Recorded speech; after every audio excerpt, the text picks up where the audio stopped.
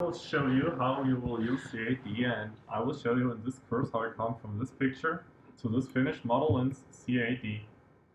So it's all about how to creating different bodies and different parts, how to assemble them, looking at screws like this here, and how to make a traction out of it, make the ISO right, and how to fit all the things together to get a complete model.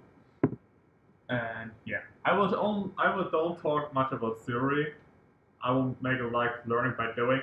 So I will show you something, you will do it after me, and you will learn it like you while you're doing it. So I will explain a little bit around it and see what's the difference between different times how we can do it. And if you want to join, come over, enjoy it. You will learn CAD. Will show you the tricks from the pros. I have worked 6 years full time in CAD, and let's come in the course and join it. See you then. Bye.